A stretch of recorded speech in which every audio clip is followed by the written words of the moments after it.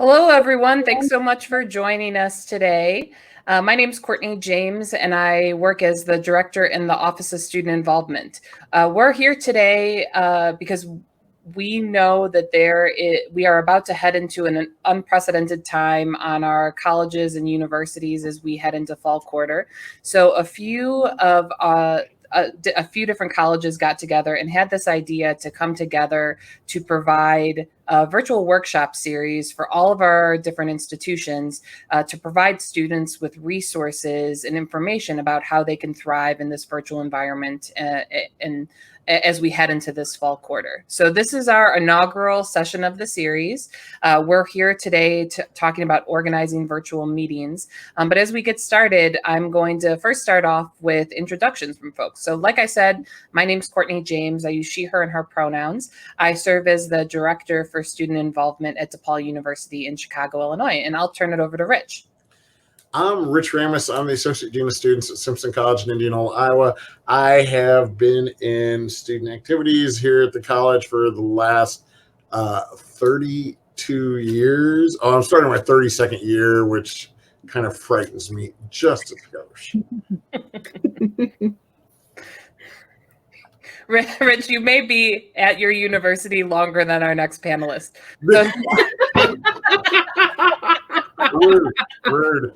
Yeah, but true, right? True. Naomi, go right ahead. Yes, I'm Naomi Ikahara. I'm the program coordinator for student involvement at Maryville University in St. Louis.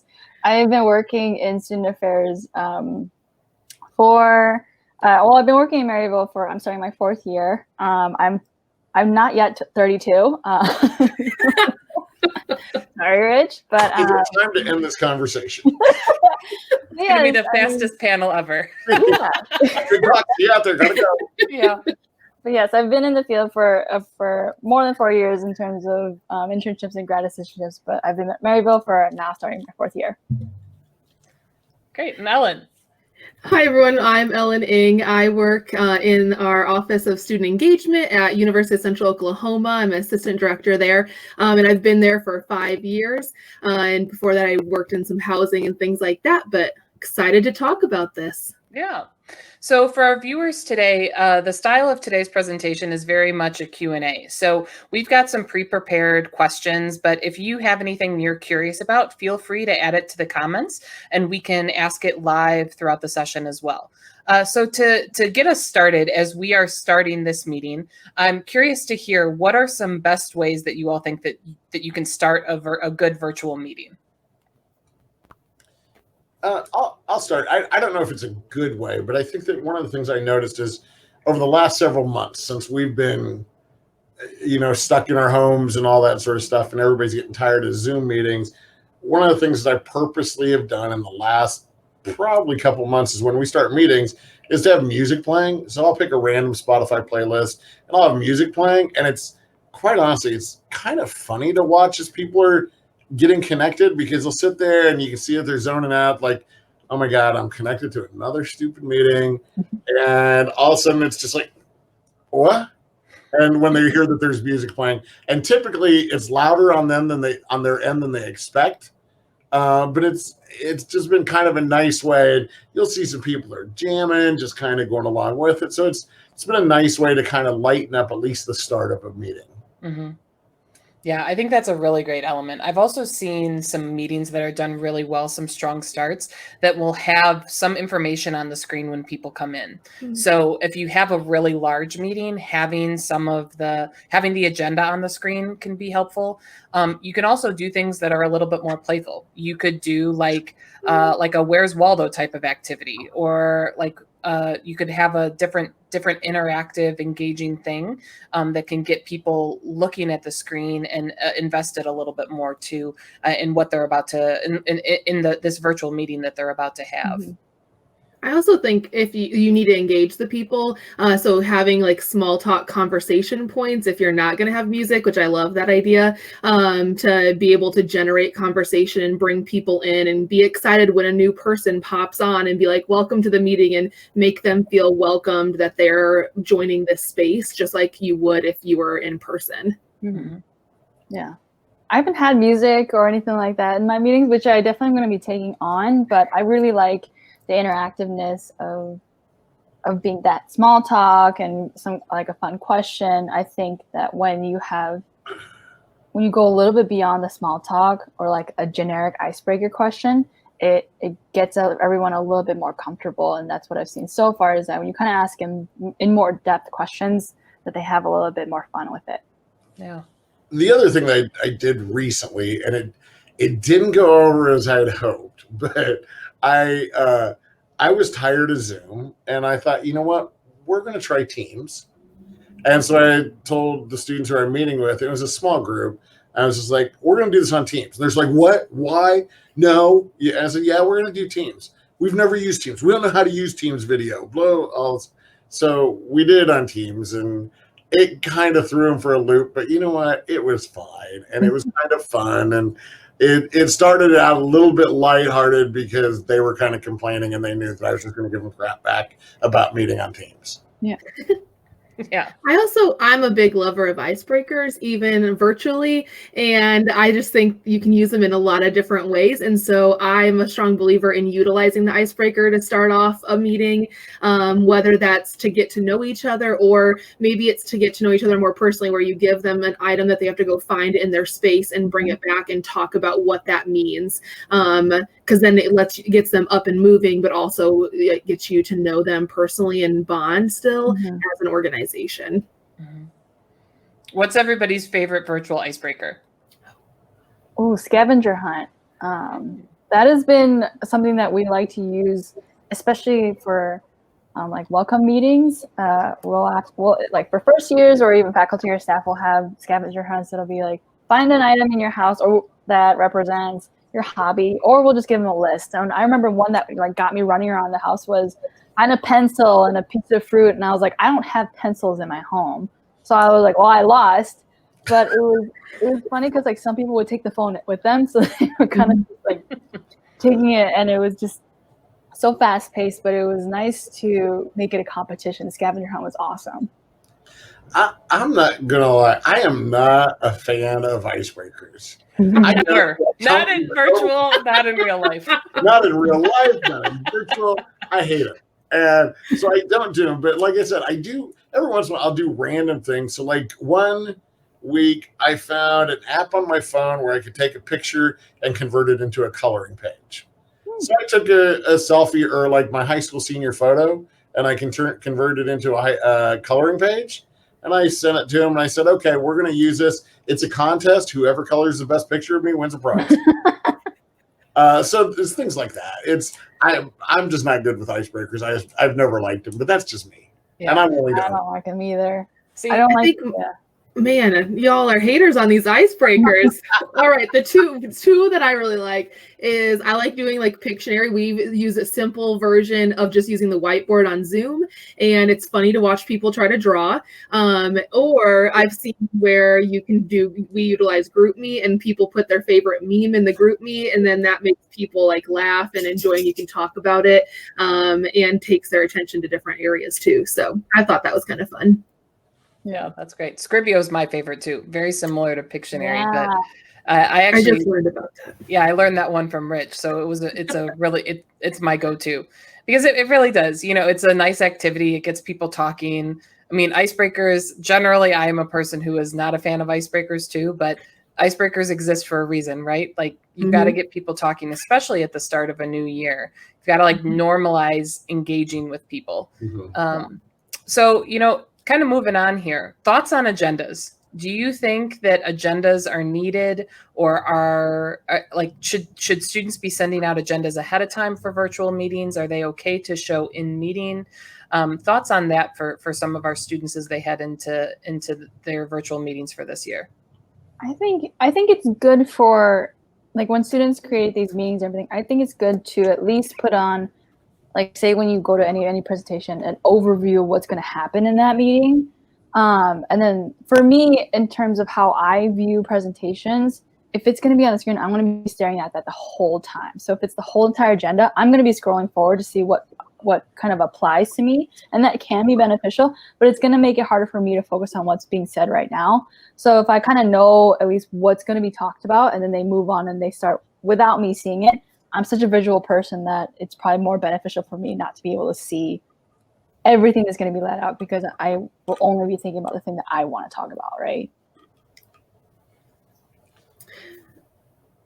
I think that it depends on what type of meeting you're trying to host. And so I think in certain situations, I think they're very vital, like with if you're trying to accomplish a lot of things, or if you need to have good discussions, sending it out prior to, I think, is vital, just so people can prepare for any of those discussions or things that might come up, or to give an update in their area.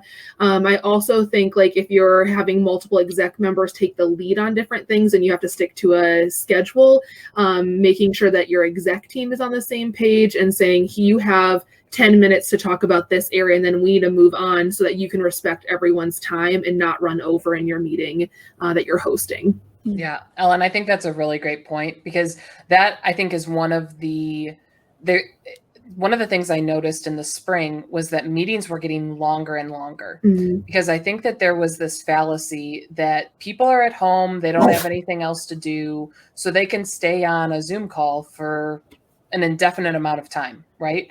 Well, that creates Zoom fatigue, and Zoom fatigue is really, really real.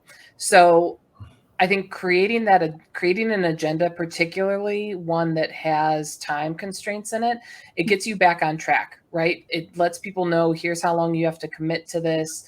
I generally was not a person prior that was like, we need an agenda with everything. But I think in this virtual environment, there is some value to it. So people know how long they're going to have to show up for, and how long they're going to really be engaged, because this is very different, like, engaging in a virtual environment is dramatically different than in-person experiences. Yeah, I agree. I think that the agenda thing is really helpful and really beneficial. I mean, it's you're right, Courtney. I think that there is that Zoom fatigue, and I think that everybody's tired of being on their screen, and including me. And if I can at least have some sort of idea about how long I can expect to be online, then it's going to make it a lot more palatable for me. But I also, in my mind, I know that we've all probably had retreats and everything like that are more than an hour, and they're like 3 hours or a whole stinking day. Though I think it's painful, and I don't know that that's really valuable, because I think people get really, really tired of it, and they're kind of over that whole notion of meeting. So, and just for the sake of having a conversation and getting together. So I think that the agenda is critical, especially when we're not able to be face to face and have that usual small talk that we might have, or the sidebar conversations and meetings that we would normally have, and all those sorts of pieces. I also think with what Rich is saying is the agendas let you see how much time you're going to be sitting in one topic, and how that could potentially create fatigue, and maybe you need to put in an energizer, which I'm also a fan of, with icebreakers.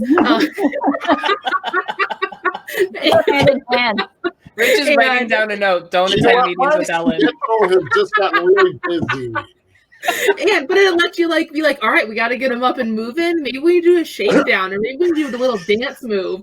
Trust me, ask my students; they've done all of those. Oh my gosh. I think the one other thing that I would note about like schedules and agendas and meetings is honor your end time. If you say that a meeting's going to go from 2 to 3, end that meeting at 3 o'clock. And if you know that there is something that is absolutely pressing, like something you have to talk about, put it on the front end of your agenda. It might seem basic. A lot of people, though, wait and say, like, we're going to talk about this at the end. Well, there is a point that people just check out, right? And you're never really going to be able to have that valuable conversation at the end. And I mean, quite bluntly, if it's that important to talk about, wait till next time. Like, set up a new meeting, set up a new experience, let people get up and stretch their legs. I just think it's really important to honor the end time of whatever your meeting is too, because people don't have indefinite time. They, and especially now that this is becoming more and more normal, they want to go for walks and go do other things and eat meals. And like, you got to give them that chance to do those things. Yeah. So, we're starting to talk a little bit about this. So I think I'm going to dive into this a little bit further. But what makes virtual meetings miserable? Like what are some of the worst part or the things that you've seen happen in virtual meetings that you're like, this is the thing that makes it bad? There's so much. You're right. There is so much. There's so much. I mean, okay, so here's one. I was in a meeting and we were talking about something and, whether we could meet virtually or face to face. And I said, I would rather shove ice picks in my eyes than have one more Zoom meeting. That apparently didn't go over very well. But, I think that, one, I'm home and sometimes for these meetings, and I just want to be home. I don't want to have another meeting. And I think that along those lines, I think that because it's virtual, that means that we can schedule a meeting at any time. You don't have to be in your office to have a meeting. We can meet anytime. You can be in your car. Who cares? So I think that that's one of those things where one of probably the biggest things I hate the most about it. I think for me, like sometimes they happen in physical meetings, right? Or even in class where it'll just deviate the conversation. And for me, I'm a very cut and dry meeting kind of person. Just tell me what I need to know. Like the fun conversation or the tangents really can wait till after when I have the option to leave.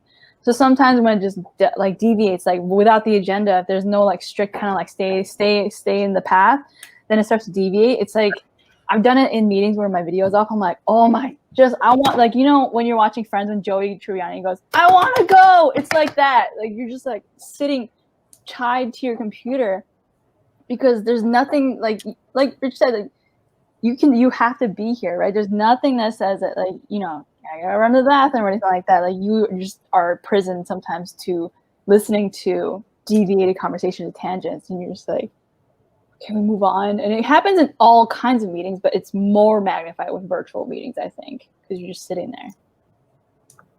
I also think people not wanting to share and just the mute, because you need to have your mutes on when there's a lot of people, right? But then that creates a space to have discussions can be a little difficult because you're sitting in silence and that's awkward. And I think creates like miserable meetings when that happens, or if you can't see someone's face and their video camera is just staring at their forehead. Like those for me, I'm like, that's miserable because at least I can interact with you and see your reactions and see that you're engaging with me with nonverbal still. And I think people forget that still matters in a virtual space. Mm-hmm. I also think that the kind of related to that, Ellen, is everybody is I may be in a Zoom meeting, but I'm still going to try and do the other crap that keeps coming in right now. So and I think that people think, they can't see you typing away on an email in the middle of a meeting. Yeah, I can. And I can see that you're trying to pretend that you're engaged. Casual looking back at the camera like, oh yeah, I'm still here. It's all good, but yeah, we're going to go. Or the phone down by your lap that you're exactly. Can't and so see. I think that, it's easy to disengage in a Zoom meeting or a virtual meeting. But on the plus side, it's easy when you all of a sudden get your WTF face for some reason on to mute your camera and people can't see that face and you come back like, oh yeah, that was great. Mm-hmm. I think it's just, there's also like PSA really quick, just for anyone that's in meetings. And I also teach a class. So I've seen students laying in bed or like you tell they just woken up. Like it's fine. If you have to roll out of bed, but brush your hair a little bit and get out of bed, sit on your floor. Don't lay in bed because it creeps me out as a person to know that I'm staring at you while you're in your bed. Right? And you put a shirt on too? Yeah, like it's just different things. Like for me, I'll eat during meetings because I'm going to be home and I have meetings all day long. I'm going to eat and I'll put it on mute, but I'm going to be paying attention. But I'll still sit up and I'll be in these meetings. It's just, if you lay on the floor, if you don't lay on the floor in your meetings physically, don't lay on the floor in your meetings virtually, kind of thing. I think with that, Naomi, like some of the best advice that I've gotten is you usually give this space for this meeting, and you go to that space and you invest in it, and give yourself, like, you create the time, you carve out the time. And even though it's virtual, you still have to treat it that same way, because otherwise all of those distractions that we all have in our lives are going to come up and creep in and keep us from fully investing. And that's not fair to yourself or to the organization. And so trying to treat it as you leaving your apartment or wherever you live, and going to that space for the meeting. Yeah. I think the other thing that I would add is, now more than ever, well, one of the common phrases that I think we've probably all heard is, we've probably all left a meeting and where we've said that meeting could have been an email. Yes.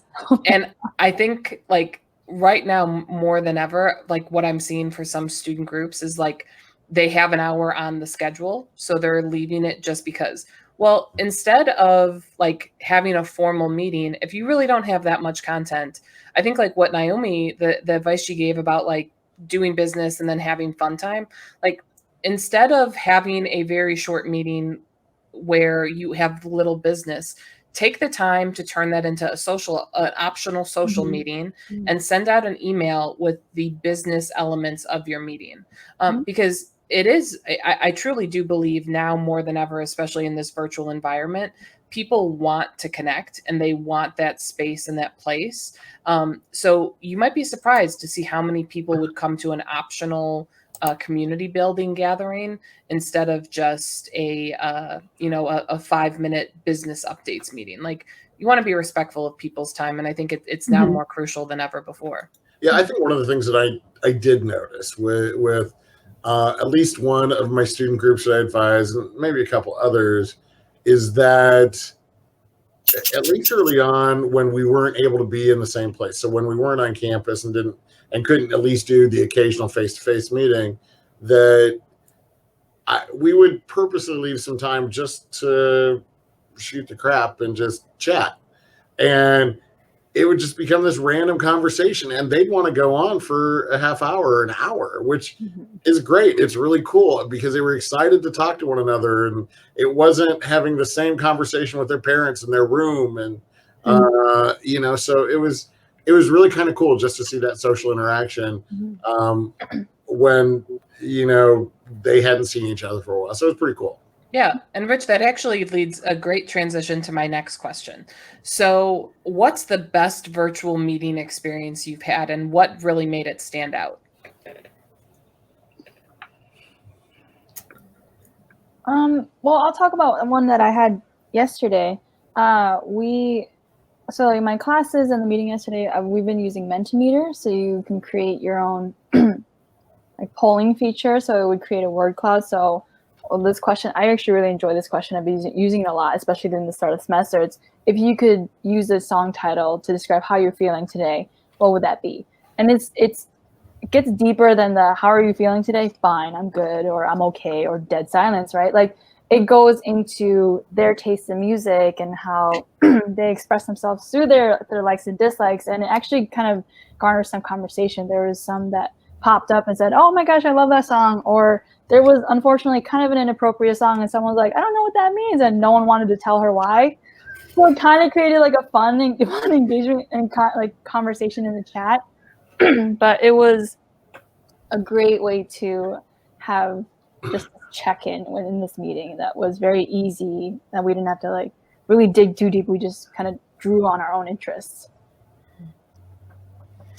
So for me, I think the best entire group experience I had, like virtual group experience I had, was actually through the National Association for Campus Activities. So a few years back, I had the opportunity to serve in a leadership role for one of the events that the association does. And NACA, the professionals that participate, what they do is they participate virtually and remotely for 9 months to a year, and then they have an in-person experience at the end that really culminates, and that their work comes together for that. So in this experience, the very first meeting, what we did was, instead of talking about anything else, what we did was we all shared a picture. And every single person on the call told a story about that picture. And we intentionally did that so that everyone's voice was heard, so that every single person knew, like, one, how the technology worked, how to use Zoom, because Zoom wasn't quite as prevalent a couple years ago, but everyone knew how it worked. And then we we knew something about every single person, so we could, like, ask questions like, how's your dog doing, how's your daughter, did you get a chance to go jump out of a plane, like, because everybody had all these, like, awesome pictures, right? So we knew a little bit about them too. But then what we did for the structures of the meetings moving forward was every time we brought people together, we would have group updates first in a large group setting, and any other major updates and talking points. And then every single meeting, we broke out into subgroups in it. We use that the room feature in Zoom and put everybody into subgroups, because what we knew was that people would have a chance to create a better relationship with 4 or 5 people instead of a group of 30. So utilizing that feature, it really helped us to be more productive as a group. It created better relationships, because then when we eventually had that in-person experience, people were connected. They had connected in this virtual environment. So when they finally got to go back in person, they had the start of this really, really great relationship.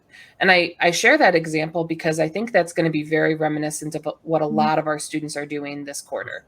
We are going to be meeting virtually at the beginning, so you can start this really robust relationship and start to create some of those connections, because eventually our campuses are going to open in a more robust way. So then when you finally do see each other in person, you've already laid the foundation. You've made the groundwork. You are ready to really have that robust relationship there. So for me, that was a really, really significant experience. I still have relationships with those people to this day. Yeah, I'll go back to what I was saying earlier, where I let the student group just kind of go off on a tangent when we originally had some intention to talk about some things that need to be done in a program or some things that we were doing, and letting them just go. And the whole format of the meeting changed from dealing with business to just letting them connect and be students and to socialize. And I think ultimately, as that went along, it was one of those days where it's like, okay, we're all going to play a game. And I don't know if you played those Jackbox games. Yes. But just playing and they were just like, what? We're not playing a stupid game. Oh yeah, no, we're going to play a stupid game. So get ready, get your phones out, because we're going to do this. And so it was things like that. I know that some people don't like getting off task. I'm okay with getting off task on occasion, because I think it's really valuable. It's okay for students to see me be stupid and to play and know it's okay to play, because Lord knows I wouldn't be doing what I'm doing if I wasn't still having fun doing it. So at least for us, that's one of the things I think that jumped out. I'm with Courtney on trying to do the personal things where you can still bond as a team, because I hate the excuse that just because we're virtual, so we can't do that, or we can't get to know each other as well as what we would have, or we can't be as vulnerable as what we would have if we were in person. And I don't believe that. I think that we, through the breakout rooms that you talk about, or through these different more personalized icebreakers, I think you can create spaces for that. And those for me are the most memorable experiences. Or even just doing like speed, like randomized small group rooms where you get 5 minutes to discuss these topics. And it's a chance to get to know each other, because I think those connections. Sorry, my dog would like to contribute as well. Winston agrees. Yes, he does. Yeah. Well, and I think so that goes into a question that some of our student viewers might be curious about. And this might be a little bit more institution specific, but what resources exist for virtual meetings on each of our campuses? I'm happy to go first for DePaul. So we have every single student at DePaul has access to Zoom. You can create a university Zoom account, Microsoft Teams, and then I think as probably some other folks are going to share too, there's a number of other free resources. So we have a lot of different people who will do meetings, and they'll have like meeting conversations in Slack and other places. I've also recently heard about a new resource called Rally, which I'm not sure if anybody else is familiar with it, but it's designed like a restaurant pre-COVID, I guess you could say, where when you go into a restaurant, you could walk up to a table, but then you could go to another table, and you kind of hear the conversations going on behind you. You know that there's other people taking place, but it's this platform that allows for you to move around a virtual venue a little bit more. We've done a couple demos with it. We might explore it a little bit further too. It's not currently available to DePaul students, but it's definitely something to check out if you're a little bit tired of Zoom or even Teams. So yeah, anybody want to share what's going on at your school? We've used Zoom and Teams, and most recently we used Remo Conference, which I haven't used Rally, but I've heard of it, and I think it sounds very similar to Remo, and it's a bunch of tables, except you don't get to hear the side conversation. But it's nice, and we did it for Org Fests, and we're doing it for sorority recruitment, and there's a couple other groups who are probably going to use it and they like it because whereas with Zoom you have when you're talking, it's not as natural because you have to wait for someone to stop. And whereas in Remo, it's very much so more conversational, where somebody can contribute to what you're saying, and it's not like they have to wait for the little yellow box around your name to go away so that then they can start talking and people can hear it. So, but we're finding it's been pretty invaluable and a pretty good program for us too. I would say the only other thing that we're using is WebEx, because our institution supports Zoom and Teams and WebEx. So those are the three resources that are free for our students as well.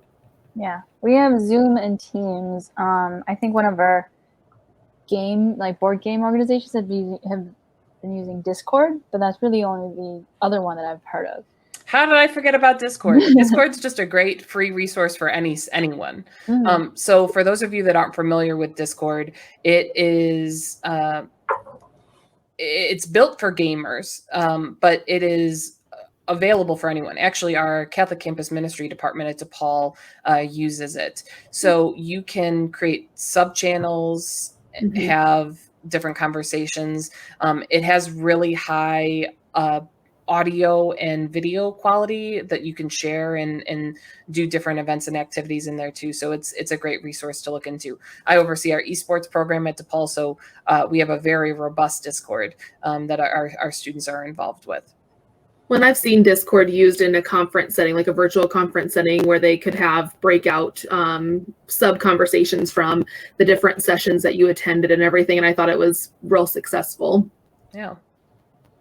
So one of the challenges that I think a lot of some of our students might be facing is Zoom bombing, right? Or unwanted guests. Does anybody have any tips or suggestions for our viewers about how to manage that, how to combat it, or any particular resources that your institution might have to help? Yeah, I mean, on the back end, in terms of planning, you want to make sure that your Zoom links aren't publicized. But when I create my Zoom meetings, I make sure that I always just do waiting room. As a teacher, I like to take attendance that way. And I have seen some folks try to get in my meetings and they never get in. So I can just say remove.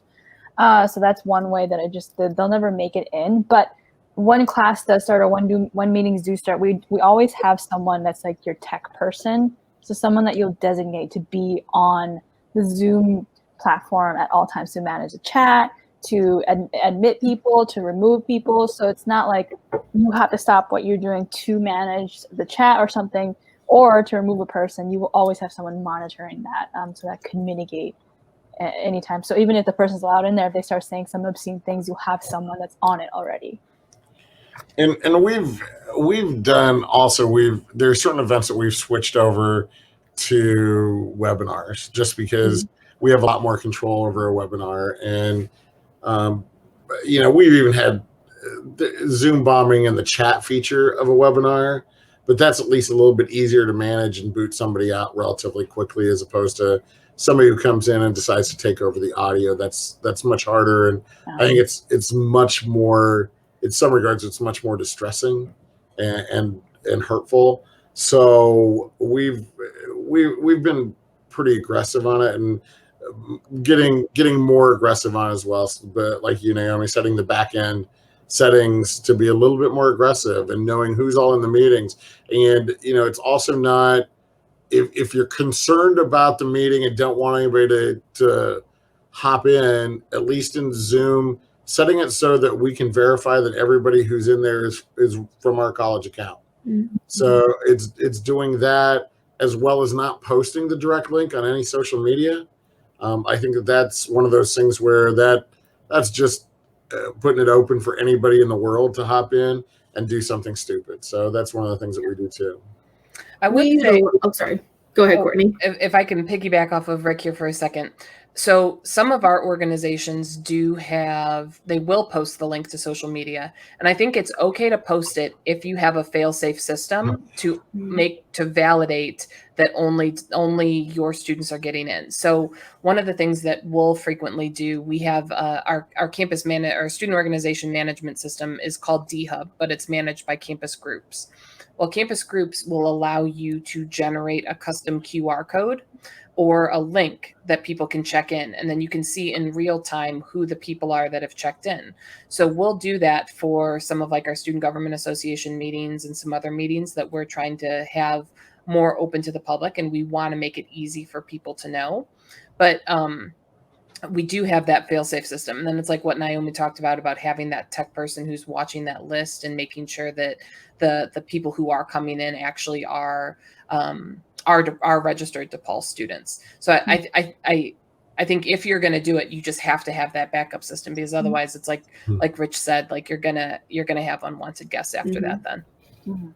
Yeah, we utilize campus groups, and we can, if you register for the event and set it to be where you have to sign in with your university account, that's how you can get the link to the Zoom. So that way it's easy to get, but only for our registered students. And so that's been successful for a lot of our student organizations. Yeah. Yeah, we did make a mistake once, and we made people register for an event. We didn't require them to be verified from Simpson College. And so somebody just signed in with some rando email, and then that's when they were in the chat and posted something inappropriate. But otherwise, anymore, we're putting in that they have to be verified from Simpson College. Mm-hmm. They have to be on the college's Zoom account, so we know who they are. We can track everybody. We can do the whole thing. And I also think like having the tech person gives more ownership to members so that they are hopefully more engaged in the meeting. Because I think that's helpful when you can find jobs that people care about and they have to engage then. Mm-hmm. Yeah, I just think that it's one of those things where I think that probably a lot of students haven't really thought about, because they haven't had to worry about it, because my guess is the meetings have been scheduled for them. Mm-hmm. And I don't know about your campuses, but our campus just bought a much bigger license for Zoom. And so a lot of our student leaders are given their own Zoom account that's a pro account where they can set up their own meetings. And they're just, and it's not their own fault. It's not their fault because, we've been using it. A lot of us have been using it for years. And our students haven't been using it for years. And you don't think about the back end of it and the implications if you set something wrong. So that's, I think, one of the other challenges that evolve. Mm-hmm. Well, thanks everybody. Thanks for your feedback and questions and or answers. And I think this has been a really great, robust discussion, hopefully helpful for our students as they head into the fall quarter. So as we head towards the tail end, I'll end with a question about ending. So how do you end meetings? How do you end virtual meetings in a productive way? I just leave. Rich is like, I'm done. I end the meeting for all. Thanks for playing. See ya. Man. Yeah. Well, I actually think, though, that's important because so that actually I think speaks to something, because when a meeting is over, it's over, like ended, right? Like, because otherwise you're gonna never have like the point of like you're just gonna trail off for a while, right? And like people won't know, can they leave? Can they not leave? Like give them that permission to say like, yes, you can go because the meeting is literally ended, right? I think it's quite oftentimes overlooked because people are like, oh, we'll hang out afterwards. And that's certainly fine. Like if you want to hang out, but even tell people like you can leave, like the meeting is over. Yeah. I don't know if it's from just running meetings for a long time, or coming from a restaurant family. So you take out orders at the end of every call, at the end of every meeting. I go, okay, so I'm just going to round out and make sure I list off what everyone needs to do. So it's like when you do a takeout order, I'm just going to read that back to you.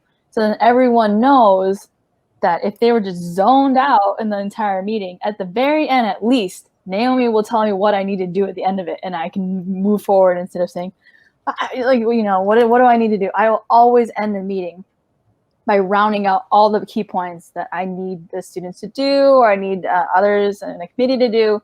It is super helpful for me to know that I've hit everything, and for them to be able to take homework back.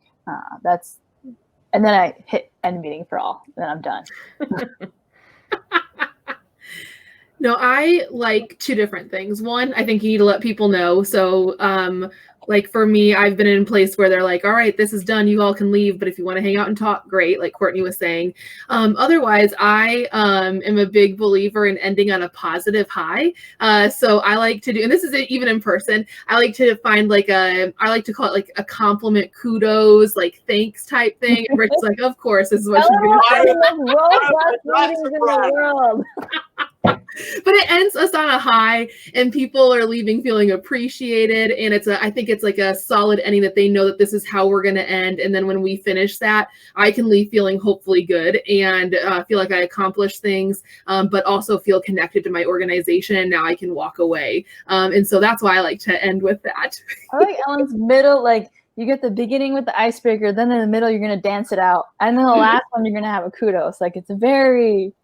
It's solid, and I wish I was that way, but I'm not.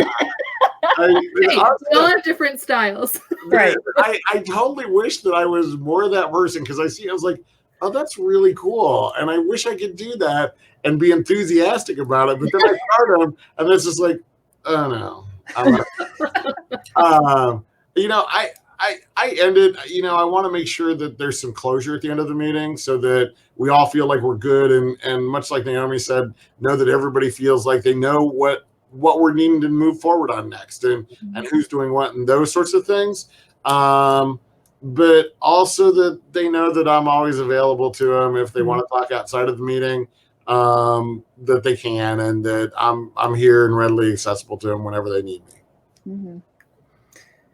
Well, great. Well, panelists, thank you so much for taking the time to join us today. For our student viewers, this is actually part of a series that we're going to be offering this fall to all of our institutions. So next week, we're going to be doing them every Thursday at 4 Eastern, 3 Central time. So next Thursday, we're going to be talking about ideas for virtual events. So you can tune in the same way to your institution's Facebook account or your institution student activities office Facebook account, and we will be streaming live there as well. So panelists, again, thank you all for attending. I'm sure we will talk again in the virtual world, but for everyone watching, thanks for joining us. Take care, everybody. See you. Thanks, everyone. Bye. Bye.